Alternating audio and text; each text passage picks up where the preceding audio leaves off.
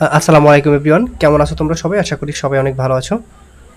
যারা ক্লাসটা শুধুমাত্র আমাদের ইউটিউব থেকে দেখছো, তারা হচ্ছে আমাদের টেলিগ্রামে চাইলে জয়েন করতে পারো, আমাদের ফেসবুক পেজে জয়েন করতে পারো। আমাদের ফেসবুক পেজ হচ্ছে আনটাইটেল ইউ, এই ইউটিউব চ্যানেল যেটা সেই নামেই। আর আমাদের টেলিগ্রাম চ্যানেলে হচ্ছে জয়েন করতে পারো, ডিসক্রিপশন বক্সে আমরা এটার লিঙ্কটা দিয়ে রাখবো। ওকে, চলো আমরা গুণগত রসায়ন আজকে শুরু করব। আচ্ছা, এখন খেয়াল করো ভাইয়া, প্রথমে আছে পরমাণু মডেল ও এর প্রাথমিক ধারণা। এখন এখানে আমাদের এখান থেকে কী পড়তে হবে? আমাদের জাস্ট 3টা পরমাণু মডেল, এই 3টা পরমাণু মডেল কোনটা কত সালে আবিষ্কৃত হয়েছে বা উপস্থাপিত হয়েছিল এটা একটু দেখতে হবে। রাদারফোর্ডের পরমাণু মডেল 1911 সালে, বোর পরমাণু মডেল দিয়েছিলেন 1913 সালে, কোয়ান্টাম বলবিদ্যা পরমাণু মডেল দিয়েছিলেন 1924 থেকে 1927 সালে। এটা লাগবে। আচ্ছা, এরপরে প্রশ্ন আছে যে আলফা কণা কি বলছে ভাইয়া? আলফা কণা বিস্ফোরণ পরীক্ষা এবং হচ্ছে যার মাধ্যমে আমরা নিউক্লিয়াসের অস্তিত্বটা পেয়েছিলাম বা বিজ্ঞানী রাদারফোর্ড নিউক্লিয়াসের অস্তিত্বটা বের করেছিলেন। এটা হলো সেই পরীক্ষা। এখন মূলত আলফা কণাটা কী ভাইয়া? আলফা কণাটা হচ্ছে হিলিয়াম পরমাণু হতে দুটি ইলেকট্রন বের করে দিলে যে দ্বি ধনাত্মক হিলিয়াম নিউক্লিয়াস থাকে সেটাই হচ্ছে আলফা কণা। সেই হিসেবে কি বলছে? হিলিয়াম পরমাণু থেকে। তাহলে হিলিয়াম পরমাণু থেকে যদি হচ্ছে দুইটা ইলেকট্রন কী করা হয়? বের করে দেওয়া হয়। ঠিক আছে, কি হয়? বের করে দেওয়া হয়। তাহলে হবে কি +2। হ্যাঁ, +2। আর এটার ভরটা হচ্ছে 4, পারমাণবিক সংখ্যা 2। তাহলে এই আলফা কণার সংকেতটা কিন্তু এরকম চলে আসে, বুঝছো? আচ্ছা, এরপরে আলফা কণার বৈশিষ্ট্য এখান থেকে তোমাদের জাস্ট লাগবে এইটার তোমার কি কি থাকে। এই যে এইটা একটু আগে যেটা দেখছিলাম যে আলফা কণাতে 2টি প্রোটন 2টি নিউট্রন। এই দেখো ভাইয়া 2টি প্রোটন, আর এটা থেকে এটা বাদ দিলে পাবা নিউটন, তাহলে 2টেই পাবা নিউটন। আর হচ্ছে তোমার এই যে আর কি এর ভর সংখ্যা হচ্ছে 4, এই ভর সংখ্যা 4 আমি একটু আগে লিখছিলাম। তো এই সংকেতটা এখানে দেওয়া আছে, ঠিক আছে? এটা একটু দেখবা। এরপরে রাদারফোর্ডের আলফা কণা পরীক্ষায় কী কী উপকরণ ব্যবহৃত হবে ভাইয়া? রাদারফোর্ডের আলফা কণা পরীক্ষা হচ্ছে সোনার পাত ব্যবহৃত হবে, একটা পাতলা সোনার পাত। ঠিক আছে, কি বলছে? একটা পাতলা সোনার পাত ব্যবহৃত হয়। এই সোনার পাতের পুরুত্বটা কত? 0.0004 সেন্টিমিটার। এটা একটু মাথায় রাখবা। হ্যাঁ, এটা কিন্তু মেডিকেল ভর্তি পরীক্ষায় বা যে কোনো ইয়েতে কিন্তু আসে। ঠিক আছে, কি বললাম? যে রাদারফোর্ডের আলফা কণার যে পরীক্ষায় যে সোনার পাত ব্যবহৃত হয় সেই সোনার পাতের পুরুত্ব কত? 0.0004 সেন্টিমিটার। এবং এখানে হচ্ছে জিঙ্ক সালফাইড আবরণযুক্ত একটা পর্দা ব্যবহৃত হয়। এটা একটু লাগবে, ঠিক আছে? জিঙ্ক সালফাইড আবরণযুক্ত পর্দা। আর এইখানে আমরা কয়েকটা তথ্য দেখো লিখে রাখছিলাম যে ইলেকট্রন আবিষ্কার করছিলেন কে? বিজ্ঞানী থমসন হচ্ছে ইলেকট্রন আবিষ্কার করছিলেন। নিউট্রন আবিষ্কার করছিলেন বিজ্ঞানী চ্যাডউইক। এগুলো একটু লাগবে। আচ্ছা, এখন এই যে আলফা কণার ভিতরে যে জিঙ্ক সালফাইড পদার্থ আছে, জিঙ্ক সালফাইড যৌগটা আছে, এটা হচ্ছে অনুপ্রভা সৃষ্টিকারী পদার্থ বা ফসফোরেন্ট সাবস্টেন্স। কি বলছি? জিঙ্ক সালফাইড হলো অনুপ্রভা সৃষ্টিকারী একটি পদার্থ। খুবই গুরুত্বপূর্ণ একটা কথা। আচ্ছা, এরপরে মনে রাখবা আলফা কণা পরীক্ষায় 20,000টি কণার মধ্যে শুধুমাত্র একটি কণা বিপরীত দিকে ফিরে আসে, আর বাকি সকল কণা কি করে ভাই? এই পর্দাটা ভেদ করে চলে যায়। আর এইটা 180 ডিগ্রি কোণে কিন্তু ফিরে আসে, এটা মনে রাখবা। ঠিক আছে, বিপরীত দিকে ফিরে আসে। আচ্ছা, এরপরে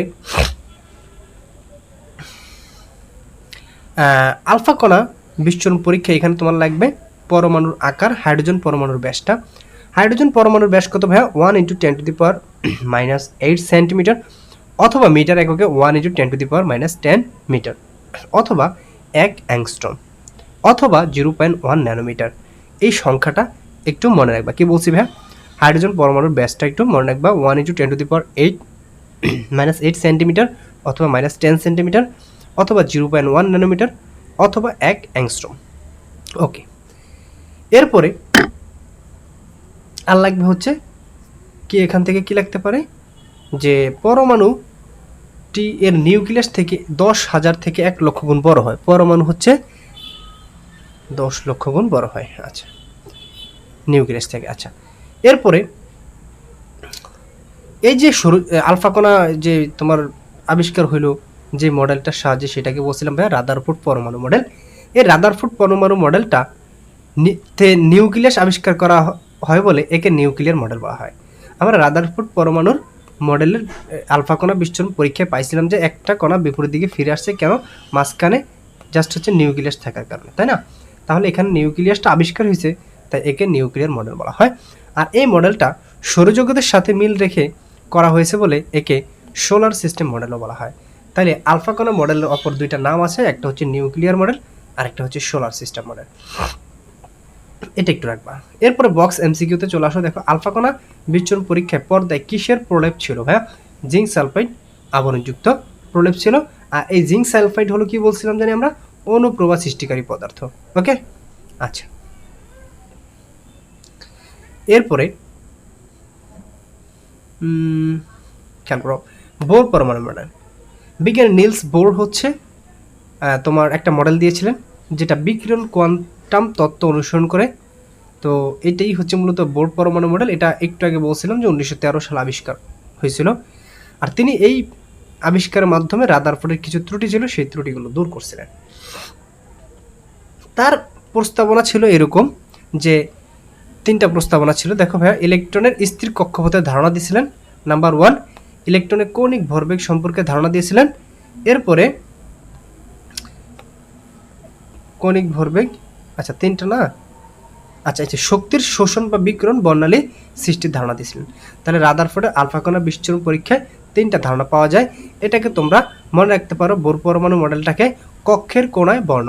কক্ষের মানে স্থির কক্ষপথ সম্পর্কে ধারণা দিয়েছিলেন, কোণায় মানে হচ্ছে কৌণিক ভরবেগ সম্পর্কে ধারণা দিয়েছিলেন, বর্ণ মানে হচ্ছে বর্ণালী সৃষ্টির সম্পর্কে ধারণা দিয়েছিলেন। ওকে, আচ্ছা। এখন প্রথম যে ইয়েটা, সেটা হচ্ছে ইলেকট্রন এর স্থির কক্ষপথের ধারণা। এখান থেকে তোমাদের তেমন কিছু লাগবে না, জাস্ট তোমরা কৌণিক ভরবেগের ধারণাতে চলে যাও। ইলেকট্রনিক কৌণিক ভরবেগের একটা সূত্র আছে, সেই সূত্রটা মনে রাখবা। ইলেকট্রনিক কৌণিক ভরবেগের সূত্র হচ্ছে mvr = ns/2π। এটা একটু মনে রাখবা। আচ্ছা, এরপরে এখানে এই যে আমার এখানে এম হচ্ছে কি ভাইয়া? ইলেকট্রনের ভর। এম হচ্ছে কি? ইলেকট্রনের ভর। আর ভি হচ্ছে ইলেকট্রনের সরলরৈখিক গতিবেগ। হ্যাঁ, আর হচ্ছে তোমার কক্ষপথের ব্যাসার্ধ। আর হচ্ছে কি? কক্ষপথের ব্যাসার্ধ। এটা একটু মাথায় রাখবা। এরপরে এই হচ্ছে প্লাঙ্ক দ্রবক। প্লাঙ্ক দ্রবকের মানটা তোমরা মনে রাখবা 6.626 × 10⁻⁸ জুল সেকেন্ড। ওকে, এরপরে 3 নম্বরে শক্তির শোষণ বা বিকিরণ ও বর্ণালী সৃষ্টির ধারণা। এখান থেকে তোমাদের লাগবে, ইলেকট্রন নিম্ন শক্তি স্তর থেকে যদি উচ্চ শক্তি স্তরে গমন করে তখন আলোক শক্তির শোষণ ঘটে। মানে ধরো নিচ থেকে যদি উপরে যায়, একজন সমাজে একজন ছোট ব্যক্তি বা নিম্নমানের একজন ব্যক্তি বর্তমান সময়ে দেখবা অন্য একজনকে শোষণ করে উপরে ওঠে। একটা সিম্পল উদাহরণ দিলাম, বুঝছো? যাই হোক, এদিকে আমরা যাব না, জাস্ট এটা মনে রাখবা যে ইলেকট্রন নিম্ন শক্তি থেকে উচ্চ শক্তি স্তরে গমন করতে হলে তাকে হচ্ছে কি করতে হবে? আলোক শক্তির শোষণ করতে হবে। আর উপর থেকে যদি নিচে যাইতে হয় তাইলে তাকে কি করতে হবে? শক্তির বিকিরণ ঘটাইতে হবে। সেই হিসেবে ডেল E = E2 - E1, এটা হচ্ছে তোমার শক্তির পরিমাণ। ওকে, আচ্ছা। এরপরে তোমাদের কি লিখতে পারে ভাইয়া? দেখো, এরপরে এই সূত্রটা দেখবা যে del E = E2 - E1 = h nu. আর নিউ হচ্ছে স্পন্দন সংখ্যা। এটা একটু মনে রাখবা।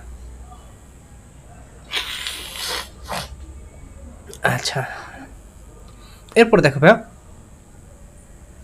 তোমার আবর্তনশীল বস্তুকণার কৌণিক ভরবেগের ক্ষেত্রে হচ্ছে এটার মান হয় L, এবং এই L এর মানটা হয় এই যে L = P × R, যেটা মানে mvr।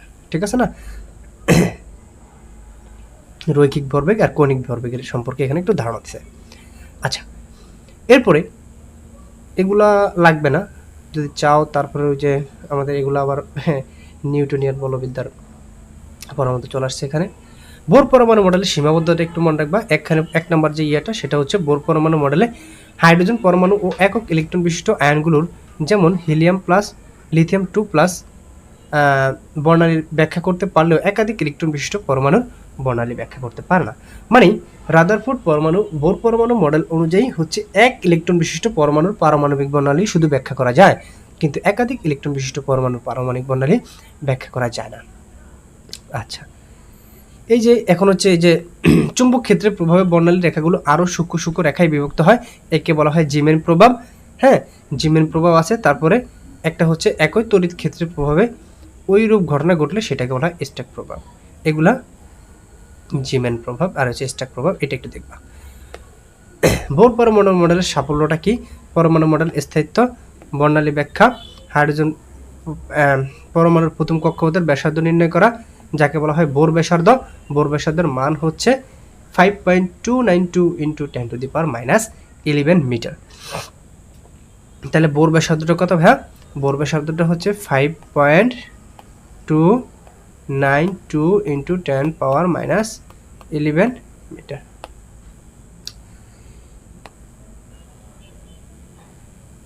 এরপরে বোর পরমাণু মডেলের ধারণা খেয়াল করে ভাইয়া, রিডবার্গ ধ্রুবকের একটা মান দেওয়া আছে, এই মানটা একটু মুখস্থ রাখবা, এটা একটু লাগবে।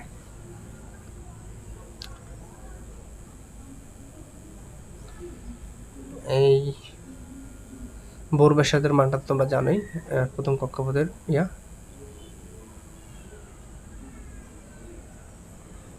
শক্তির শোষণ ও বিকিরণের ফলে, একটু মনে রাখবে এখানে, শক্তির শোষণ ও বিকিরণের ফলে যথাক্রমে কালো বর্ণের শোষণ বর্ণালী ও উজ্জ্বল বর্ণের বিচ্ছুরণ বর্ণালী সৃষ্টি হয়। তাহলে শোষণ বর্ণালীটা কিরকম হয়? কালো। আর উজ্জ্বল বর্ণালীটা কিরকম হয় ভাইয়া পুরো? তোমার হচ্ছে উজ্জ্বল বর্ণের হচ্ছে বিচ্ছুরণ বর্ণালী উৎপন্ন হবে, বিকিরণ বর্ণালী। এখন আমাদের এখানে কয়েকটা আছে, যেটা হচ্ছে তোমার বর্ণালী রেখা এবং এদের বর্ণালী সিরিজ। এই সিরিজের হচ্ছে কিছু নাম আছে। তো ইলেকট্রনটা যদি প্রথম শক্তি স্তরে থাকে তাহলে সেটাকে আমরা বলবো লাইমেন সিরিজ, দ্বিতীয় শক্তি স্তরে থাকলে সেটাকে বলবো বার্মার সিরিজ, তৃতীয় শক্তি স্তরে থাকলে সেটাকে বলবো প্যাস্টেন সিরিজ, চতুর্থ শক্তি স্তরে থাকলে সেটাকে বলবো ব্র্যাকেট সিরিজ, পঞ্চম শক্তি স্তরে থাকলে সেটাকে বলবো ফোন সিরিজ, ষষ্ঠ শক্তি স্তরে থাকলে সেটাকে আমরা বলবো হার্মফ্রিজ সিরিজ। এখন এটাকে তুমি কীভাবে মনে রাখবা? LB PB FS মনে কী রাখবা ভাইয়া? প্রথমে এগুলাকে মুখস্থ করবা, এগুলো মুখস্থ করবা। মুখস্থ করার পরে এই ছন্দটা মুখস্থ করবা, LB PB FS, Lyman series, Balmer series, Paschen series, Brackett series, Pfund series, Humphreys series. মানে জাস্ট তোমাকে এগুলো একদম ঠোঁটের আগে রাখতে হবে, এগুলো লাগবে। আচ্ছা, এখন আরেকটা জিনিস দেখাই তোমাদেরকে এখানে, না এটা লাগবে না। আচ্ছা,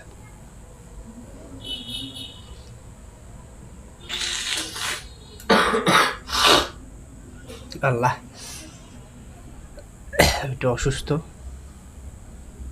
দেখো, বোর পরমাণু তত্ত্বের প্রয়োগটা কি, কোথায় প্রয়োগ করা হয় এটা একটু দেখবা। এটার ভিতরে কি কি আছে?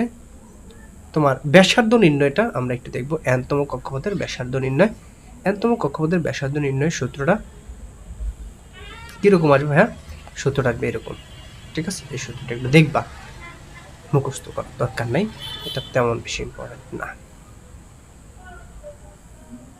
আচ্ছা, এরপরে এই বোর ব্যাসার্ধের মান আমরা একটু আগে দেখছিলাম, সেটা ছিল 5.292 × 10⁻11 মিটার কিউব মিটার। এখন এটাকে যদি তুমি সেন্টিমিটারে আনো সেটা হবে 0.5292 × 10⁻8 সেন্টিমিটার, অথবা অ্যাংস্ট্রম এককে আনলে 0.5292 × 0.5292, এটা হবে আমাদের অ্যাংস্ট্রম, ঠিক আছে? ওকে, এটা একটু মনে রাখবা। এরপরে তোমাদের লাগবে হচ্ছে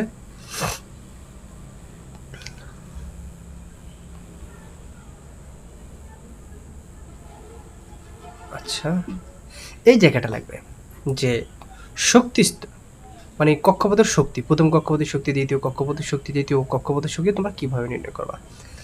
জাস্ট En = E1 × 1/n²।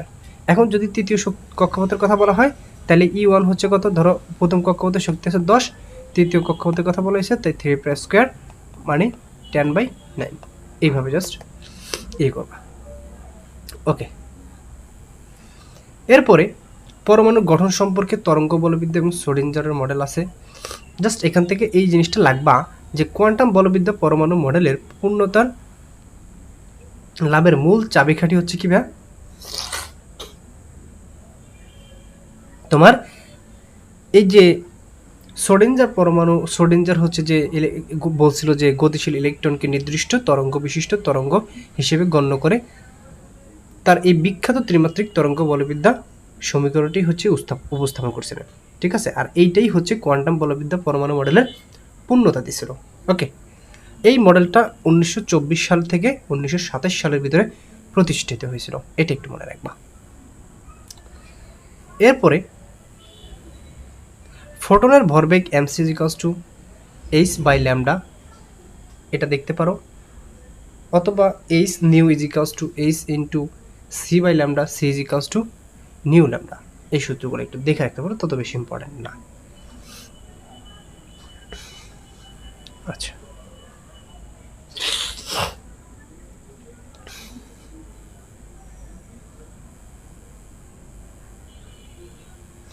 একটা জিনিস মনে রাখবা, ইলেকট্রনের তরঙ্গ ধর্মকে প্রয়োগ করে শক্তিশালী ইলেকট্রন মাইক্রোস্কোপ তৈরি করা হয়েছে, যা গবেষণাগারে ক্ষুদ্রাতি ক্ষুদ্র কণা পর্যবেক্ষণ ব্যবহৃত হয়। তাহলে ভাইয়া ইলেকট্রন মাইক্রোস্কোপ তৈরি করা হয়েছে কিসের উপর ভিত্তি করে? ইলেকট্রন তরঙ্গ ধর্মকে কাজে লাগিয়ে। Lambda equals to h by mc, এটা দেখবা, এটা লাগবে, এটা ইম্পর্টেন্ট। হাইজেনবার্গের অনিশ্চয়তা নিচে, এটা একটু তোমাকে দেখতে হবে।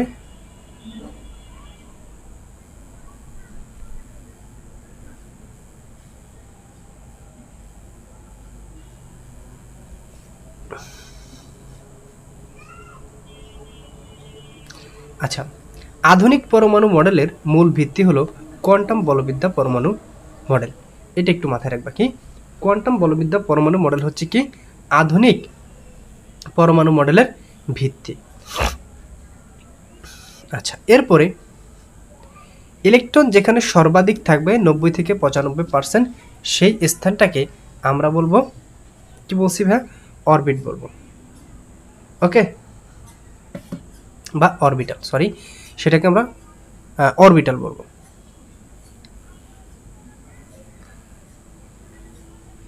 আচ্ছা, এরপরে তোমার কোয়ান্টাম সংখ্যা এবং ইলেকট্রনের উপশক্তি স্তর, ইলেকট্রনের ধারণ ক্ষমতা, এখানে এই বিষয় নিয়ে কিছু কথাবার্তা আছে ভাই। কোয়ান্টাম সংখ্যা বলা হয় কোয়ান্টাম সংখ্যা এই চারটি কোয়ান্টাম সংখ্যা হচ্ছে তোমার আছে।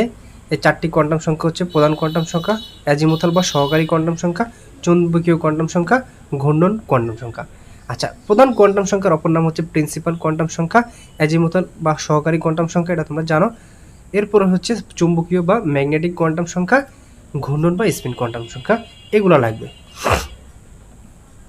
খেয়াল করো, প্রধান কোয়ান্টাম সংখ্যা কি? মূলত প্রধান কোয়ান্টাম সংখ্যা দ্বারা আমরা কি বুঝতে পারি? হ্যাঁ, প্রধান কোয়ান্টাম সংখ্যা তোমার এটার শক্তি আকারে প্রকাশ করে। কি কোয়ান্টাম সংখ্যা? অরবিট বা শক্তি আকারে প্রকাশ করে। আচ্ছা, প্রধান কোয়ান্টাম সংখ্যাকে আমরা n দ্বারা আইডেন্টিফাই করব। ওকে, আচ্ছা, কোন একটা যে কোনো প্রধান শক্তি স্তরের সর্বোচ্চ ইলেকট্রন ধারণ ক্ষমতা হচ্ছে 2n²। কি বলছে? কোনো একটা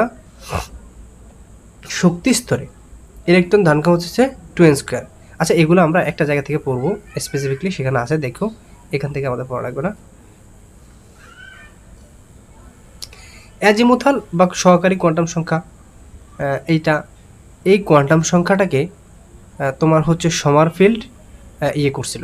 সহকারী কোয়ান্টাম সংখ্যা প্রতিষ্ঠা করছিলেন কে? বিজ্ঞানী সমারফিল্ড এই কোয়ান্টাম সংখ্যাটা প্রস্তাব করছিলেন, এটা মাথায় রাখতে হবে এখানে। আর এই সহকারী কোয়ান্টাম সংখ্যা এল দ্বারা প্রকাশ করা হয়। এই এল এর মান হচ্ছে n-1 পর্যন্ত হইতে পারে। ঠিক আছে, একটা উপশক্তি স্তরের আকৃতি নির্ধারণ করা হয় সহকারী কোয়ান্টাম সংখ্যা দ্বারা। তাহলে সহকারী কোয়ান্টাম সংখ্যার কাজ হলো কি ভাই?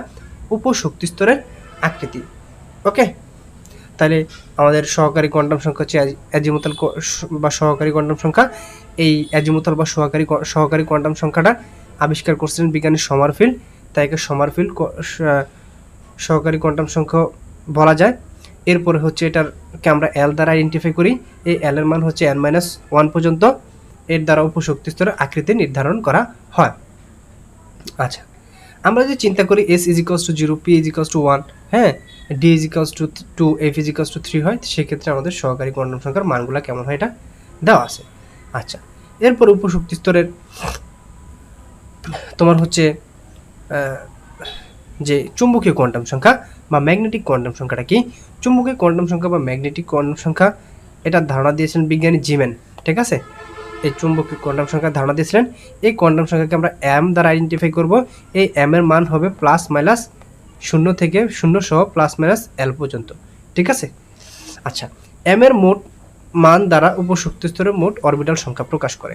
মানে এম এর মান যদি এখানে ধরো 3টা হয়, তাহলে অরবিটাল সংখ্যা হবে 3টা, 5টা হইলে অরবিটাল সংখ্যা হবে কত ভাইয়া? 5টা। এটাই বোঝানো হয়েছে, এটা একটু লাগবে। আচ্ছা, এরপরে আমি একটু আগে বলছিলাম যে আমরা এখান থেকে পড়বো না, সামনে গিয়ে পড়বো। এই জায়গাটা হচ্ছে সেই জায়গাটা, কোনো উপশক্তি স্তরের মোট অরবিটাল সংখ্যা। কি বলছে ভাইয়া? উপশক্তি স্তর প্লাস হলো অরবিটাল, নট অরবিট। উপশক্তি স্তরের অরবিটাল সংখ্যা হচ্ছে 2L + 1। আর যে কোনো উপশক্তি স্তরের সর্বোচ্চ ইলেকট্রন ধারণ ক্ষমতা হচ্ছে 2 × 2n + 1। আর যে কোনো মানের জন্য তোমার মোট অরবিটাল সংখ্যা হচ্ছে n², আর অরবিট সংখ্যা বা শক্তি স্তর সংখ্যা হচ্ছে n, ঠিক 2n²। কি বলছি ভাই? অরবিটাল সংখ্যা হচ্ছে n²। তাহলে কোন একটা শক্তি স্তরে ইলেকট্রন সংখ্যা হচ্ছে কি ভাই? 2n²। যে কোনো প্রধান শক্তি স্তরে অরবিটের সর্বোচ্চ ইলেকট্রন ধারণ ক্ষমতা হচ্ছে 2n², আর অরবিটাল সংখ্যা হচ্ছে n²। আর উপশক্তি স্তরে অরবিটাল সংখ্যা হচ্ছে 2L + 1, উপশক্তি স্তরে ইলেকট্রন ধারণ ক্ষমতা হচ্ছে 2 × 2L + 1। এটা লাগবে। এরপর হচ্ছে ঘূর্ণন বা স্পিন কোয়ান্টাম সংখ্যা। এটার মান +1/2 অথবা -1/2, যে কোনো একটা মান হবে, ঠিক আছে?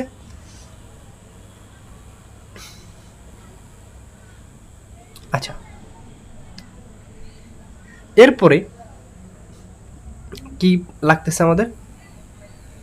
এই যে এখানে তোমার মোটামুটি প্রধান কোয়ান্টাম সংখ্যা, সহকারী কোয়ান্টাম সংখ্যা, হ্যাঁ, এগুলার হচ্ছে এন এর মান কি হবে, হ্যাঁ, তারপর চুম্বকীয় কোয়ান্টাম সংখ্যার মান কি হবে, সেক্ষেত্রে অরবিটাল সংখ্যা কয়টা হবে, এগুলা দেওয়া আছে, বুঝছো? এগুলো একটু দেখবা।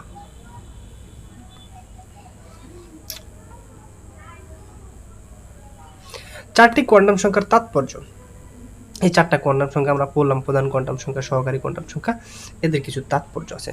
প্রধান কোয়ান্টাম সংখ্যা এটাকে n দ্বারা প্রকাশ করে, এটা আমরা জানি, কিন্তু এটা হচ্ছে অরবিট বা শক্তি স্তরের আকার প্রকাশ করে। এটা কাজ হলো কি? অরবিট বা শক্তি স্তরের আকার প্রকাশ করবে। সহকারী কোয়ান্টাম সংখ্যার কাজ, প্রধান কোয়ান্টাম সংখ্যার কাজ। সহকারী কোয়ান্টাম সংখ্যার কাজ হলো আকৃতি। কি বলছি ভাই? আকৃতি।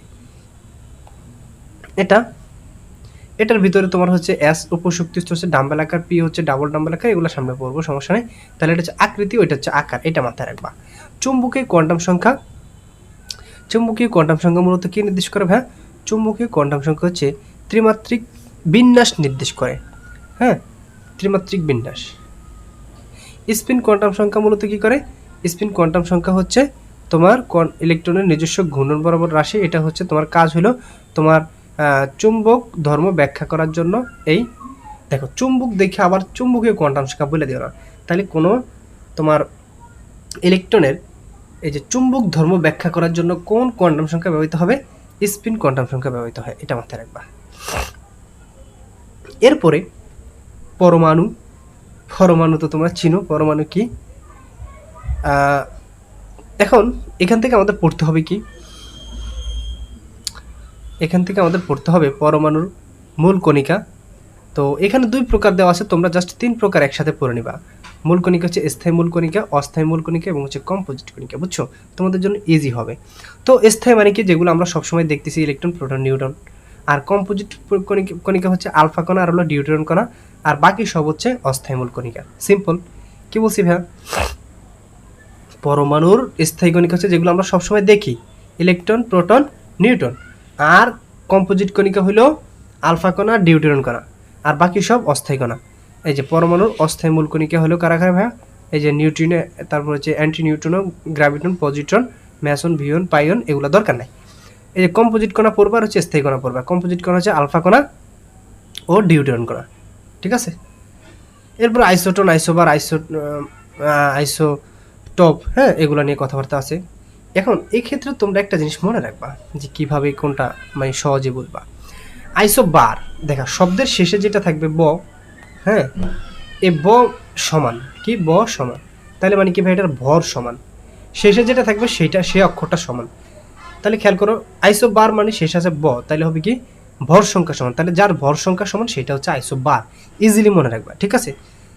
আচ্ছা এরপরে মনে রাখবা আইসোটোন শেষ আছে ন, তাহলে যার নিউটন সংখ্যা সমান সেটা হবে আইসোটোন। এরপরে পরমাণুর স্থায়ী মূল কণিকা দেওয়া আছে, হ্যাঁ স্থায়ী মূল কণিকা হচ্ছে ইলেকট্রন। ইলেকট্রনের আমাদের পড়তে হবে ভাইয়া ইলেকট্রনের ভর, ইলেকট্রনের ভরটা হচ্ছে কত 9.1085 বা 9.10 মনে রাখবা, কি 9.10 বা 1ই রাখো ইন্টু 10⁻⁻28 গ্রাম, অথবা 9.1 ইন্টু 10⁻31 কেজি, কেজিটাও মনে রাখবা এবং হচ্ছে কি গ্রামটাও মনে রাখবা, ঠিক আছে, এটা একটু দেখবা।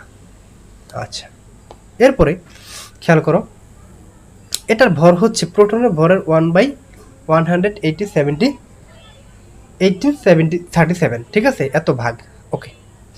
এটার চার্জের পরিমাণ হচ্ছে -1.6 ইন্টু 10⁻19 কুলম্ব, এটা ঋণাত্মক চার্জ থাকবে, ঠিক আছে।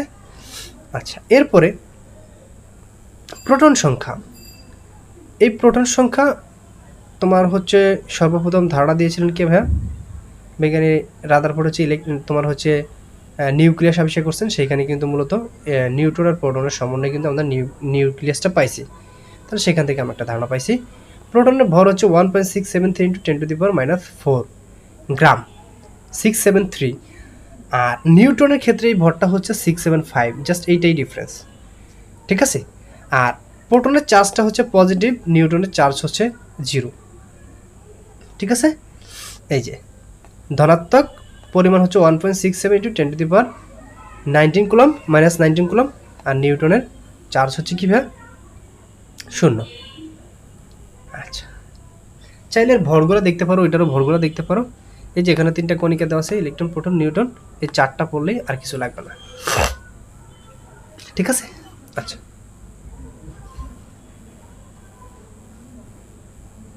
এরপর হচ্ছে পারমাণবিক সংখ্যা ও পারমাণবিক ভর। খেয়াল করো ভাইয়া কোনো মৌলের একটি পরমাণু নিউক্লিয়াসে যতটি প্রোটন সংখ্যা থাকে, প্রোটনের শেষ সংখ্যাকে ওই মৌলের পারমাণবিক সংখ্যা বলা হয়। কি বলছে ভাইয়া, প্রোটন সংখ্যা যা থাকবে সেটা হচ্ছে পারমাণবিক সংখ্যা। খেয়াল করো তোমাদের যদি আমরা একটা মৌল দেখাই, এই যে এখানে এই মৌলটা, এটা এ হচ্ছে ভর সংখ্যা, জেড হচ্ছে পারমাণবিক সংখ্যা, এন হচ্ছে নিউটন সংখ্যা, প্লাস মাইনাস এম হচ্ছে এটার ইলেকট্রন সংখ্যা, বুঝছো। এখান থেকে তোমরা যদি ভর সংখ্যা থেকে নিউটন সংখ্যা বাদ দাও তাহলে তোমরা পাওয়া যাবে কি ভাইয়া, প্রোটন সংখ্যা বাদ দাও তাহলে তোমরা পাইবে নিউটন সংখ্যা, তাহলে A minus Z is equals to কি হবে নিউটন সংখ্যা, বুঝছো। আচ্ছা এরপরে হাইড্রোজেনের একটি পরমাণুর প্রকৃত ভর কত হয় ভাইয়া, এইটা হচ্ছে একটা হাইড্রোজেন পরমাণুর একটি ইলেকট্রনের ভর হয়। কার্বনের একটি পরমাণুর প্রকৃত ভর হচ্ছে 1.9 ইন্টু 10⁻⁻23 গ্রাম, আর অক্সিজেনের একটি পরমাণুর ভর হচ্ছে 2.6 ইন্টু 10⁻⁻23 গ্রাম। এগুলো মুখস্থ রাখবা, ঠিক আছে। এরপরে আপেক্ষিক পারমাণবিক ভর নিয়ে কথাবার্তা আছে। আপেক্ষিক পারমাণবিক ভরটা হচ্ছে কার্বনের সাপেক্ষে হিসেব করা হয়, তাইলে আপেক্ষিক পারমাণবিক ভর প্রকাশের জন্য 3টি স্ট্যান্ড বা স্কেল ব্যবহার করা হয়, একটা হচ্ছে হাইড্রোজেন স্কেল, আরেকটা হচ্ছে অক্সিজেন স্কেল, আরেকটা হচ্ছে কি ভাই কার্বন স্কেল, ঠিক আছে। এটা মনে রাখবে, এটা গুরুত্বপূর্ণ। বলছে এই প্রশ্ন আসবে মেডিকেল ভর্তি পরীক্ষা যে নিচের কোনটি আপেক্ষিক ভর পরমাণু আপেক্ষিক পারমাণবিক ভর প্রকাশের একক নয়, সেখানে এইটা একটা দিবে, কার্বন দিবে, অক্সিজেন দিবে, হাইড্রোজেন দিবে, আরেকটা ধরো নাইট্রোজেন স্কেল দিয়ে দিবে, ঠিক আছে। তো অ্যান্সার হবে নাইট্রোজেন স্কেল।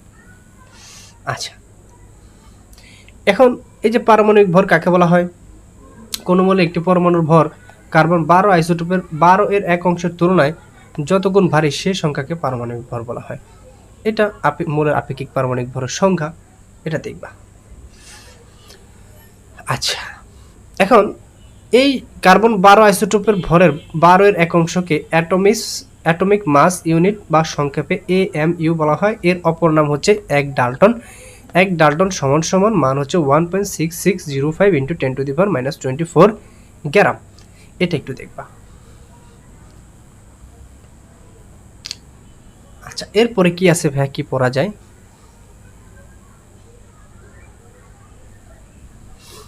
আইসোটোপ। আপেক্ষিক ভর, আইসোটোপের আপেক্ষিক ভর ও মৌলের পারমাণবিক ভর নির্ণয়। দেখো প্রকৃতিতে অক্সিজেনের 3টা আইসোটোপ পাওয়া যায়। কয়টা? 3টা। অক্সিজেন 16, অক্সিজেন 17, অক্সিজেন 18, এগুলো লাগবে।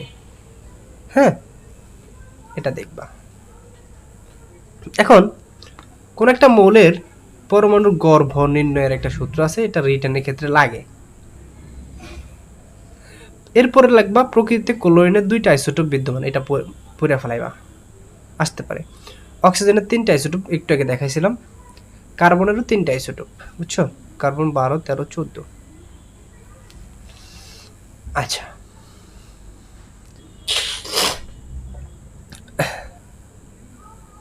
এরপরে এখানে দেওয়া আছে যে কার্বন, নাইট্রোজেন, অক্সিজেনের কয়েকটি আইসোটোপ, নিউট্রন, প্রোটন ও ইলেকট্রনের সংখ্যার মধ্যে সম্পর্ক, এটা লাগবে না। মৌলের তেজস্ক্রিয়তা ও তেজস্ক্রিয় আইসোটোপ, এটা ইম্পর্টেন্ট। খেয়াল করো ভাইয়া, প্রকৃতিতে টোটাল মৌল আছে কত ভাইয়া? এখনো পর্যন্ত আবিষ্কৃত 118টি, এটা আমরা জানি। প্রাকৃতিক তেজস্ক্রিয় আইসোটোপ এর প্রকৃতিতে সৃষ্ট পরমাণু হলো রেডন 87, ফ্রান্সিয়াম 88, রেডন 88 এবং ইউরেনিয়াম 92। আর কৃত্রিম আছে কিছু, সেগুলো দরকার আছে, এগুলা ইম্পর্টেন্ট না। এখন এইখানে বিষয়টা হচ্ছে, কোন একটা মৌলের, তেজস্ক্রিয় মৌলের আলফা কণা বিকিরণ যদি সৃষ্টি হয়, তাহলে সেখানে প্রোটন সংখ্যা থাকবে 2 একক এবং ভর থাকবে 4 একক, হ্রাস পাবে। কিভাবে হ্রাস পাবে? যেমন এইখানে যদি আলফা কণাটা তোমার এখানে কাজ করে, ছিল রেডিয়াম 88 আর এটার ভর ছিল 226, এখান থেকে একটা আলফা কণা যদি হচ্ছে আমরা এটার ভিতর প্রবেশ করাই, তাইলে কি হলো ভাইয়া? এটার ভর কমে গেল 4 আর প্রোটন সংখ্যা কত? 2, তাই কমে গেল 2, তাহলে 222 আর 26। তবে বিটা কণার ক্ষেত্রে সেটা কি হয় দেখো ভাইয়া, বিটা কণার মানে হচ্ছে জাস্ট প্রোটন সংখ্যা একটা আর কিছু না, -1, ঠিক আছে? এটা হচ্ছে -1 আর ভর হচ্ছে কি ভাইয়া 0। তাহলে খেয়াল করো ভাই, এখানে ভরের কোনো পরিবর্তন হইতেছে না, 232 আছে, 89 ছিল, একটা মাইনাস কি হলো, প্লাস হয়ে গেল, এটার মানটা হলো 90। গামা যখন রশ্মি আমরা খেয়াল করি, গামা রশ্মির ক্ষেত্রে সবই 0, ভরও 0, প্রোটনও 0, তাই এটা কোনো পরিবর্তন হয় না, ঠিক আছে? কোনো চার্জ থাকে না। আচ্ছা, এই আলফা রশ্মি, গামা রশ্মি, এদের ভর আর একক এগুলো যা আছে এগুলো সব লাগবে, বুঝছো? এটা ফুল 100 to 100। আলফা রশ্মি আপেক্ষিক চার্জ +2, বিটা রশ্মি -1, গামা রশ্মি 0, ভর 2, 0, 0। ওকে, আচ্ছা, এখন নিউক্লিয় বিক্রিয়া, এই নিউক্লিয় বিক্রিয়াটা এখানে কিছু কিছু পর আছে ইম্পর্টেন্ট, ঠিক আছে? এখন নিউক্লিয় বিক্রিয়া হচ্ছে যেমন ট্রান্সমুটেশন বিক্রিয়া এবং হচ্ছে নিউক্লিয়ার ফিশন বিক্রিয়া ও নিউক্লিয়ার ফিউশন বিক্রিয়া, 3 প্রকার। ট্রান্সমুটেশন বিক্রিয়া কোনটা? তোমার যদি স্থায়ী নিউক্লিয়াসকে উচ্চ গতিশীল কোনো নিউট্রন, প্রোটন অথবা আলফা কণা দ্বারা অথবা অপর কোনো নিউক্লিয়াস দ্বারা আঘাত করা হয়, তাইলে সেটা কিসে পরিণত হবে? নতুন মৌলে পরিণত হবে, এটাকে বলা হবে ট্রান্সমুটেশন বিক্রিয়া। এটা আমার তেমন বেশি দরকার নেই, আমার দরকার হচ্ছে নিউক্লিয়ার ফিশন বিক্রিয়া আর নিউক্লিয়ার ফিউশন বিক্রিয়া। নিউক্লিয়ার ফিশন মানে কি ভাইয়া? ফিশন মানে বৃহৎ আকারের একটা নিউক্লিয়াস, এই নিউক্লিয়াসটা ভাঙে হচ্ছে ছোট ছোট নিউক্লিয়াসে পরিণত হইবে। এক্ষেত্রে এটা কোন ক্ষেত্রে কাজ করে খেয়াল করে ভাইয়া? পারমাণবিক বিদ্যুৎ চলিত হচ্ছে শক্তি উৎপন্ন হয় এই প্রক্রিয়ায়, ঠিক আছে? এটা মনে রাখবা। আর নিউক্লিয়ার ফিউশন মানে হচ্ছে ছোট ছোট গুলো একত্রিত হয়ে কি হবে? বড় একটা নিউক্লিয়াস তৈরি হবে। এই যে এটা হচ্ছে সেটা। এখন এটা হচ্ছে কোন প্রক্রিয়া কাজে লাগবে? এটা হচ্ছে আমাদের সূর্যের শক্তির যে উৎস হলো নিউক্লিয়ার ফিউশন বিক্রিয়া, সূর্যের শক্তি উৎপন্ন করার ক্ষেত্রে এটা কাজে লাগে। আর হাইড্রোজেন বোমার এই প্রক্রিয়ায় তৈরি করা হয়। তাহলে সূর্যের শক্তি এবং হাইড্রোজেন বোমা কোন প্রক্রিয়ায় তৈরি হয়? নিউক্লিয়ার ফিউশন বিক্রিয়া, নট ফিশন বিক্রিয়া। এরপর আমাদের এখানে এই ইয়েটা লাগবে, পোট্রিয়াম, ডিউটেরিয়াম, টিউটেরিয়াম। যে হাইড্রোজেনের 3টা আইসোটোপ আছে, এই আইসোটোপগুলোর নাম পোট্রিয়াম, ডিউটেরিয়াম এবং হচ্ছে টিউটেরিয়াম। এটা একটু মনে রাখবা, ওকে? আচ্ছা, এরপরে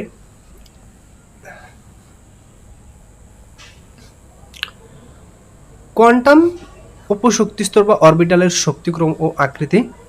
এখানে আমাদের কি কি লাগতেছে খেয়াল করো হ্যাঁ। আকৃতি এস অরবিটাল আকৃতি, এটা হচ্ছে একটা গোলকের ন্যায় ত্রিমাত্রিক বিন্যাস, তবে এটা একটা গোলকের ন্যায়। পি অরবিটাল একটা ডাম্বেল আকার, এটার হচ্ছে বিজোড় সংখ্যকের ক্ষেত্রে X P X Y P X P A Y P Z হইতে পারে। আর ডি অরবিটাল আকৃতি হলো কি ভাই তোমার ডাবল ডাম্বেল আকৃতি, ডি অরবিটাল আকৃতি, এটা হইতে পারে D X Y D Y Z D Z X D X square D Y square D Z square.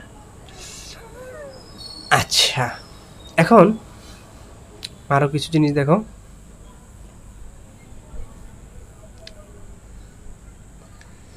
পরমাণুর ইলেকট্রন বিন্যাস, আউফবাউ, হুন্ড ও পাউলির বর্জন নীতি।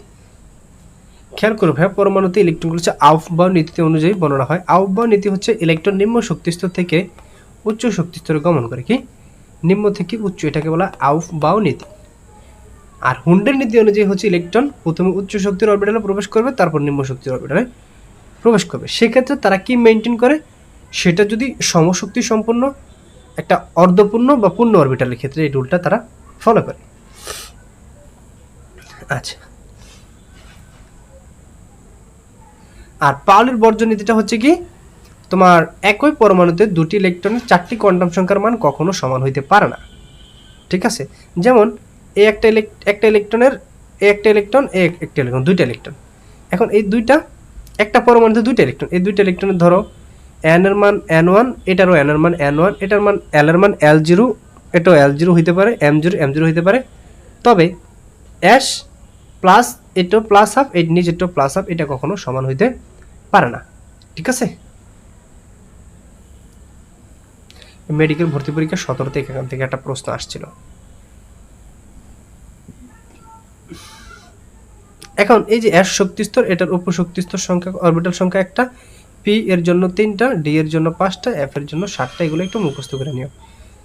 আর কোনটাতে সর্বোচ্চ কতটুকু পর্যন্ত জায়গা হয় এটা দেখো, এস এ হচ্ছে 2টা, পিতে 6টা, ডিতে 10টা, আর এফ এ 14টা পর্যন্ত ইলেকট্রন সর্বাধিক থাকতে পারে। আচ্ছা, হুন্ডের নীতি, অরবিটাল এর জন্য হুন্ডের নিয়ম প্রযোজ্য নয়। এফ অরবিটালের বোঝানো হয়, এস অরবিটালের জন্য হুন্ডের নিয়ম প্রযোজ্য নয়। কোন অরবিটালের জন্য হুন্ডের নিয়ম প্রযোজ্য নয়? এস অরবিটালের জন্য এখানে হুন্ডের নিয়ম প্রযোজ্য নয়, কারণ এখানে ইলেকট্রন থাকেই মাত্র একটা।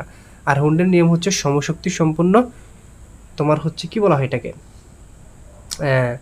অর্ধপূর্ণ বা পূর্ণ অরবিটালের ক্ষেত্রে এটা প্রয়োজন। আউফবাউ নীতি এর অপর নাম হচ্ছে n+l নীতি হইতে পারে, নিম্ন শক্তিস্তর থেকে উচ্চ শক্তিস্তর। এরপরে আছে আমাদের তড়িৎ চুম্বকীয় বর্ণালী। ঠিক আছে, তড়িৎ চুম্বকীয় বর্ণালী। আচ্ছা, এইখান থেকে আমাদের কি রাখবে, এই যে খেয়াল করো ভাইয়া, মহাজাগতিক রশ্মি এটা হলো সবচাইতে ছোট, এরপরে গামা রশ্মি এর চাইতে বড়, রঞ্জন রশ্মি তার চেয়ে সামান্য বড়, অতি বেগুনি রশ্মি তার চেয়ে একটু বড়, দৃশ্যমান আলো তার চেয়ে আর একটু বড়, অবলোহিত রশ্মি তার চাইতে আর একটু বড়, মাইক্রোওয়েভ, সবচেয়ে বড় হচ্ছে রেডিওওয়েভ। এখন এই যে হিসাবটা করলাম, এটা হিসাব করছি তরঙ্গ দৈর্ঘ্য অনুযায়ী। তাহলে তরঙ্গ দৈর্ঘ্যের মধ্যে সবচেয়ে ছোট হলো মহাজাগতিক রশ্মি, আর সবচেয়ে বড় হলো কি ভাই টেলিভিশন বা রেডিও।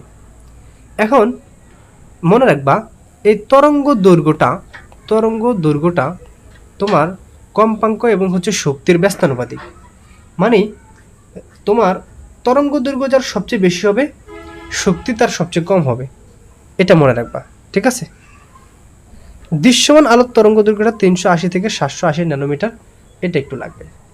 আর এইটাকে তোমার কোনটা কি আলো দেয়, সেটা হচ্ছে বেনি আসহ কলা দিয়ে মনে রাখতে পারো। বে মানে হচ্ছে বেগুনি, নি মানে হচ্ছে নীল, আশ মানে হচ্ছে আসমানি, স মানে সবুজ, হ মানে হলুদ, ক মানে কমলা, ল মানে লাল। তাহলে বেনি আসহ কলা দিয়ে এটা মনে রাখা যায়। আচ্ছা,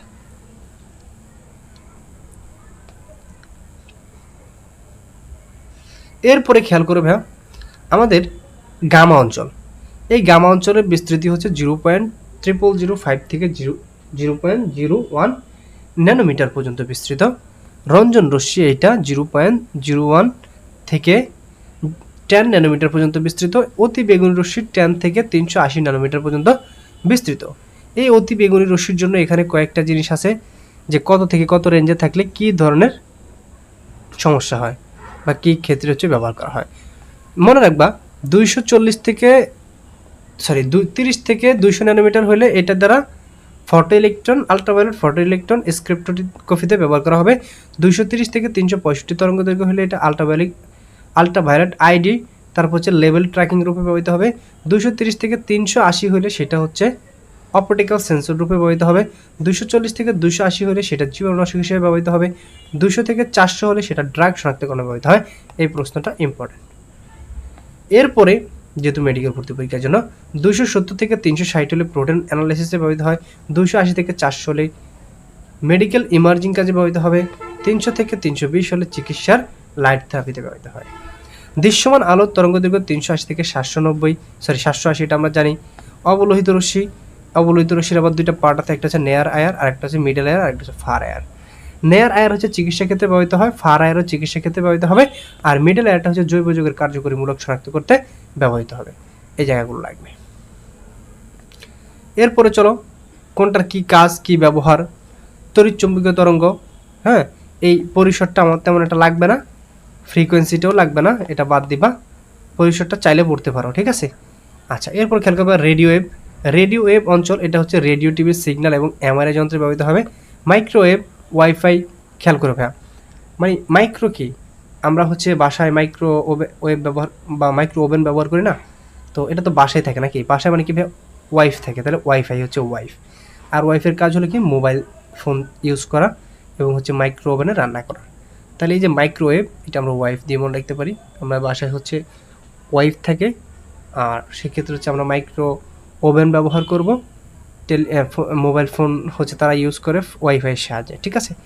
এরপর হচ্ছে তোমার অবলোহিত রশ্মি হচ্ছে কি ভাইয়া, যেটা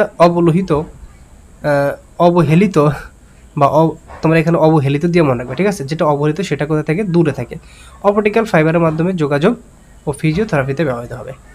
দৃশ্যমান আলো সালোক সংশ্লেষণ ও বিশ্লেষণী রসায়নের পদার্থের পরিমাণ নির্ণয়ে ব্যবহৃত হবে।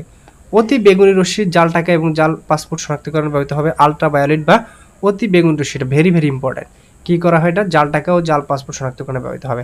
এক্স রে চিকিৎসা বিজ্ঞানে তোমার দেহের ভিতরে প্রতিচ্ছবি তোলার জন্য ব্যবহার করা হবে। গামারে ক্যান্সার রোগের চিকিৎসা এবং খাদ্যশস্যের বীজ ধ্বংস করার অনুবীজ ধ্বংস করার কাজে ব্যবহৃত হবে। খুবই গুরুত্বপূর্ণ এই চারটা, বুঝছো। আচ্ছা, এরপরে চলে আসো, এখানে কি আছে, এটা লাগবে না, এই জিনিসটা পড়বা। একটি ফোটনের শক্তিকে যেমন এক কোয়ান্টাম বলা হয়, তেমনি এক মৌল ফোটনের শক্তিকে এক আইনস্টাইন বলা হয়। এক আইনস্টাইনের একটা মান আছে 6.022 × 10⁻23 কোয়ান্টা, ঠিক আছে, এটা লাগবে। এরপর আমাদের দৃশ্যমান আলো বর্ণালী মাপার যন্ত্রকে কী বলা হয় ভাইয়া, পুরা স্পেকট্রোমিটার বলা হয়। বর্ণালী মাপার যন্ত্রকে কী বলা হয়, স্পেকট্রোমিটার বলা হয়। আর বর্ণালীর ফটোগ্রাফকে বলা হয় স্পেকট্রোগ্রাফ। এই দুইটা জায়গা রাখবে। এরপরে আলোর বিচ্ছুরণ, আলোর শোষণ বর্ণালী। আলোর বিচ্ছুরণ হয় উজ্জ্বল বর্ণের জন্য, আলোর শোষণ হয় কালো বর্ণের জন্য। এগুলো তো তোমাকে আরও আগে বলছিলাম এটা। এরপর আমরা বলছিলাম LBPB FS। হ্যাঁ, এখন এইখানে কি লাগবে বলো তো, এইখানে জাস্ট মাথায় রাখবা LBPB, তো তোমার LBPB FS, তাহলে বললাম কি LBPB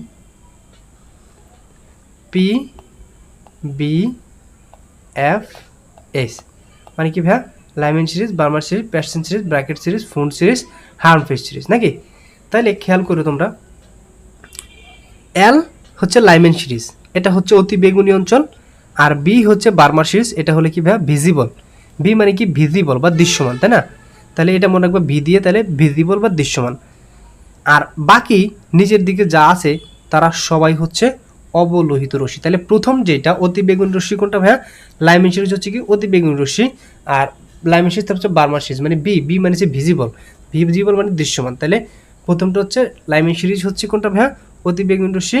বার্মার সিরিজ হচ্ছে দৃশ্যমান আলো, আর বাকি সবগুলো হচ্ছে অবলোহিত রশ্মি অঞ্চলে পাওয়া যায়। এগুলো একটু দেখবা। পড়বা, ভালো করে পড়বে এগুলো, ঠিক আছে। এরপরে রেখা বর্ণালীর সাহায্যে মৌল শনাক্তকরণ। হ্যাঁ, আচ্ছা খেয়াল করো, এইখানে আমাদের লাগবে হচ্ছে সোডিয়াম পরমাণুর ক্ষেত্রে। সোডিয়াম পরমাণুর হচ্ছে দুইটা তোমার বর্ণ দেখা যায়, হলুদ বর্ণের দুইটি রেখা দেখা যায়। একটা হচ্ছে তোমার D1 তরঙ্গ দৈর্ঘ্য, যেটা 589.6 ন্যানোমিটার। দ্বিতীয় রেখা হচ্ছে D2 তরঙ্গ দৈর্ঘ্য, সেটা হচ্ছে 590 ন্যানোমিটার, ঠিক আছে। এটা দেখবা। তাহলে সোডিয়াম পরমাণু কয়টা বর্ণালী দেখায়? দুইটা, একটা হচ্ছে D1 তরঙ্গ দৈর্ঘ্য 589.6, আর একটা হচ্ছে D2 590 ন্যানোমিটার। হাইড্রোজেন পরমাণু হচ্ছে 4টা বর্ণালী দেখায়, বর্ণালী পরিষদ দেখায়। নীল বর্ণের একটা দেখায়, লাল বর্ণের একটা দেখায়, আসমানি বর্ণের একটা দেখায়, ঠিক আছে। সরি, নীল বর্ণের দেখায় দুইটা, আসমানি আর লাল বর্ণের দেখায়। তাহলে তোমরা এটাকে কিভাবে মনে রাখতে পারো? হাইড্রোজেন, হাইড্রোজেন হচ্ছে তোমার মনে করো নীলাশ। কি? হাইড্রোজেন হচ্ছে নীলাশ। ধরো হাইড্রোজেন হচ্ছে নীলাশ, তাহলে 1 আর 2 হচ্ছে নীল বর্ণের, এরপর হচ্ছে কি লাল বর্ণের, আর হচ্ছে আসমানি বর্ণের। এক্ষেত্রে এদের সংখ্যাগুলো মনে রাখার দরকার নাই তেমন একটা, বুঝছো? এটা ইম্পর্টেন্ট না। এরপরে মার্কারি, মার্কারি ওই এইগুলা সংখ্যা লাগবে। আবার সোডিয়ামের ক্ষেত্রে যেটা, সেটার সংখ্যা মনে রাখবা। মার্কারি ক্ষেত্রে সকাল বর্ণ দেখিয়ে দেয়, সকাল, যেমন সবুজ বর্ণ দিবে 540, কমলা বর্ণ দিবে 630, আর লতে হচ্ছে লাল বর্ণ দিবে 680। এগুলোরও সংখ্যা লাগবে। স্ট্রনশিয়াম, এরপরে খেয়াল করবে কি স্ট্রনশিয়াম, স্ট্রনশিয়াম হচ্ছে আসমানি বর্ণ দিবে আর হচ্ছে লাল বর্ণ দিবে। আসমানি বর্ণ দিবে এর 4টা, লাল বর্ণ দিবে 3টা, টোটাল 7টা, বুঝছো? তাহলে আল, এই যে এখানে আছে কি আল 43, হ্যাঁ 4 আর হলো 3 7। এরপরে বোর পরমাণু মডেল থেকে হাইড্রোজেন পরমাণু বর্ণালীর ব্যাখ্যা। এখান থেকে তোমার কি কি লাগবে? তোমরা তো মোটামুটি সিরিজগুলো জানোই, এগুলো আশা করি এলবি পিবি এফএইচ দিয়ে মনে রাখবা। রিডবার্গ ধ্রুবকের মানও তোমরা জানো, তাহলে এখান থেকে আর কিছু লাগতেছে না।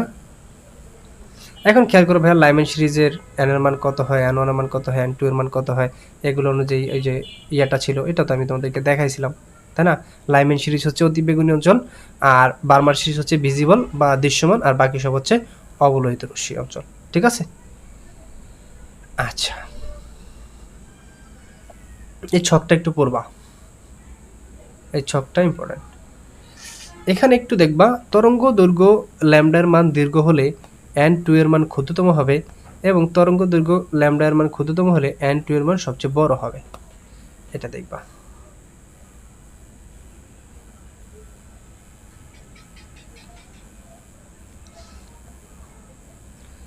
এরপর হচ্ছে জাল টাকা এবং জাল পাসপোর্ট শনাক্তকরণে আল্ট্রাভায়োলেট রশ্মির ব্যবহার।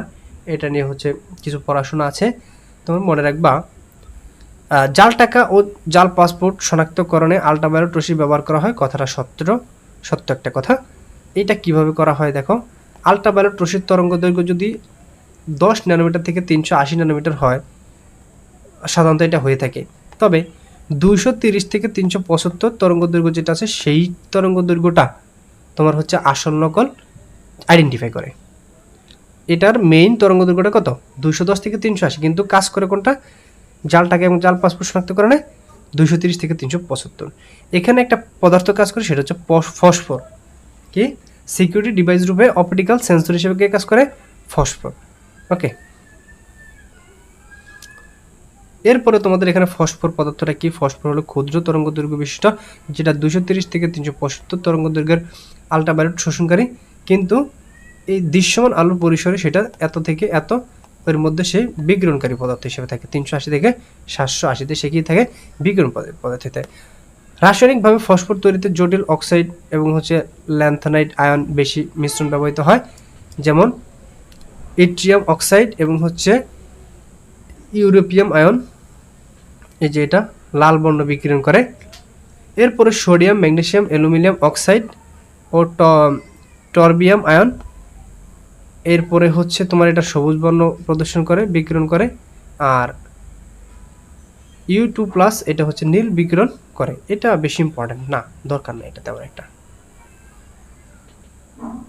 এরপরে বাংলাদেশি টাকার কারেন্সি, হ্যাঁ তোমার কি করা হয় দেখো, বাংলাদেশি টাকার কারেন্সি না, তুমি এই আমেরিকার টাকার কারেন্সি কোনটার কি কালার, এটা একটু মাথায় রাখো। আমেরিকার টাকা হচ্ছে $100 হচ্ছে কমলা বর্ণের, $50 হচ্ছে হলুদ বর্ণের, আর $20 হচ্ছে সবুজ বর্ণের, $10 হচ্ছে লাল বর্ণের, $5 হচ্ছে কি ভাইয়া নীল বর্ণের। এটা একটু দেখবা। আচ্ছা, এরপর আমাদের চিকিৎসা ক্ষেত্রে আয়ার রশ্মির ব্যবহার। আমরা বলছিলাম আয়ার রশ্মিকে মোটামুটি আমরা 3 ভাগে ভাগ করা যায়। একটা হচ্ছে মিডল আয়ার, তারপর হচ্ছে নেয়ার আয়ার, মিডল আয়ার, ফার আয়ার। নেয়ার আয়ার এবং ফার আয়ার হচ্ছে চিকিৎসা ক্ষেত্রে ব্যবহৃত হয়। মিডল আয়ার হচ্ছে জৈব যৌগের কার্যকরী মূলক শনাক্ত করতে ব্যবহৃত, এটা আমরা পড়ছিলাম। তাইলে এখন চিকিৎসা ক্ষেত্রে কি নেয়ার আয়ার ব্যবহৃত হয়, চিকিৎসা ক্ষেত্রে মিডল আয়ার হচ্ছে জৈব যৌগের কার্যকরী মূলক শনাক্ত করতে ব্যবহৃত হয় চিকিৎসা ক্ষেত্রে। আর হচ্ছে এই দুইটা ব্যবহৃত হয়। এই ফার আয়ার এর স্নায়বিক রোগ এর আরোগ্য করার অধিক ক্ষমতা রয়েছে ফার আয়ারের, ঠিক আছে। নেয়ার আয়ার তাপীয় অনুভূতি যোগাতে পারে না, বরঞ্চ ত্বককে বেশি উত্তপ্ত করে, এটি চিকিৎসা ক্ষেত্রে ব্যবহৃত হয়।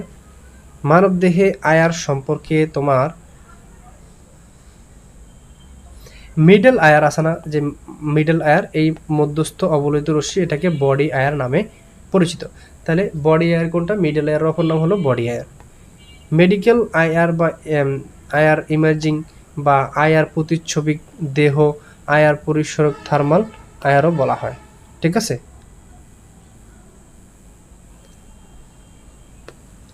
চিকিৎসা ক্ষেত্রে নেয়ার আয়ার রশ্মি হচ্ছে ডট পদ্ধতি ব্যবহার করে মাথার খুলির কার্যপদ্ধতি নির্ণয় করা যায়, এটার ক্ষেত্রে নেয়ার আয়ার দিয়ে।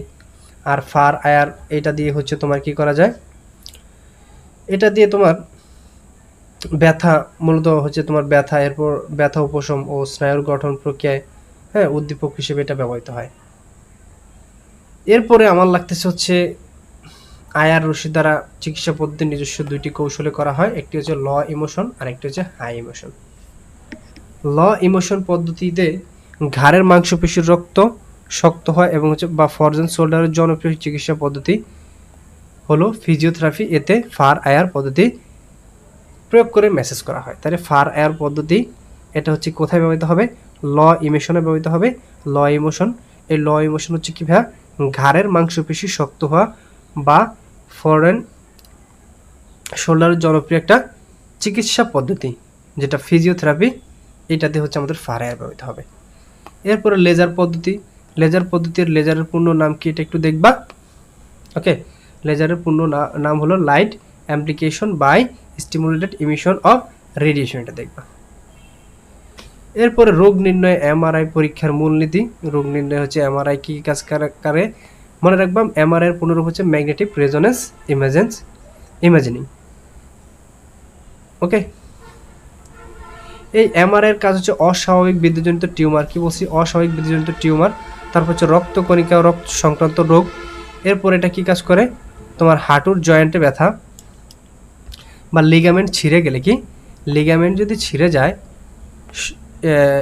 তা শনাক্ত করতে এবং হচ্ছে মেরু মজ্জার টিউমার শনাক্ত করতে এই এমআরআই ব্যবহার করা হয়। এমআরআই খুবই গুরুত্বপূর্ণ। এরপরে তোমার এমআরআই এর মূলনীতি, হ্যাঁ, এটা হচ্ছে বিজোড় সংখ্যক নিউটন বা প্রোটন দ্বারা হয়ে থাকে। এই যে যেমন হচ্ছে H1 C13 F19 এগুলো হচ্ছে বিজোড় সংখ্যক। এই জিনিসটা এটাকে বলা হয় NMR পরমাণু, এদেরকে কি বলা হয় NMR পরমাণু। আচ্ছা, এরপরে তোমার এমআরআই এবং হচ্ছে সিটি স্ক্যান, এই দুইটা নিয়ে কিছু কথাবার্তা আছে। এমআরআই এর বেলায় শক্তিশালী চুম্বক ক্ষেত্র কি ব্যবহৃত হবে, চুম্বক ক্ষেত্র ও রেডিও তরঙ্গ শক্তি ব্যবহৃত হবে। আর সিটি স্ক্যানের ক্ষেত্রে তোমার এক্স রে রশ্মি শক্তি ব্যবহৃত হবে, ঠিক আছে। হাঁটুর টন লিগামেন্ট শনাক্তকরণে এমআরআই পদ্ধতি ব্যবহার করা হয় উত্তম। ওকে, এমআরআই এর চেয়ে সিটি স্ক্যান আর্থিক খরচ কম হয়, এটাই দেখবা। এরপর আমাদের শিক্ষা পরীক্ষা আছে। শিক্ষা পরীক্ষায় কোনটা কি ধরনের বর্ণ প্রদর্শন করে, শিক্ষা পরীক্ষায় তোমার পটাশিয়াম যে আয়নটা আছে, এই পটাশিয়াম আয়নটা বেগুনি বর্ণ দিবে, কপার 2+ আয়নটা নীলাভ সবুজ বর্ণ দেখি, কপার 2+ আয়নটা হচ্ছে নীলাভ সবুজ বর্ণ দেয়। আচ্ছা, এই নীলাভ সবুজ বর্ণ দেয় কপার সবুজ, কপারটা। সোনালী হলুদ বর্ণ দিবে সোডিয়াম প্লাস আয়ন, এটার মতো লাল বর্ণ দিবে হচ্ছে আমাদের ক্যালসিয়াম আয়ন। এখন আবার এই যে বর্ণটি আছে এগুলোর ভিতরে তোমার পটাশিয়ামকে যদি হচ্ছে কোবাল্ট ব্লু গ্লাসের ভিত্তিতে পাঠাও তাহলে সেটা গোলাপি লাল শিখা দিবে বা পিঙ্ক কালার দিবে। আর তোমার এই কপারটা হচ্ছে কোনো বর্ণ দিবে না, সোডিয়ামও কোনো বিশেষ বর্ণ হচ্ছে কোবাল্ট ব্লু গ্লাসের মধ্যে দিয়ে দিবে না। হালকা সবুজ বর্ণ দিবে হচ্ছে ক্যালসিয়ামটা। ঠিক আছে, এটা একটু দেখবা। আচ্ছা যাই হোক, আমরা হচ্ছে এই প্রথম পার্টে আমরা এই আয়নিক যৌগের দ্রাব্যতা এবং দ্রাব্যতা গুণফলের আগ পর্যন্ত শেষ করলাম। পরবর্তী ক্লাসে আমরা বাকি পার্টটা শেষ করব। তো ধন্যবাদ সবাইকে, আসসালামু আলাইকুম। আর যারা হচ্ছে আমাদের এখনও টেলিগ্রাম গ্রুপে জয়েন হয়নি, পরীক্ষা দিতে পারতেছো না, তারা আমাদের আনটাইটিডিউ ফেসবুক পেজে নক দিতে পারো, অথবা আমাদের হচ্ছে ডিসক্রিপশন বক্স থেকে আমাদের টেলিগ্রামে হচ্ছে তোমরা জয়েন হতে পারো। ধন্যবাদ সবাইকে, আসসালামু আলাইকুম।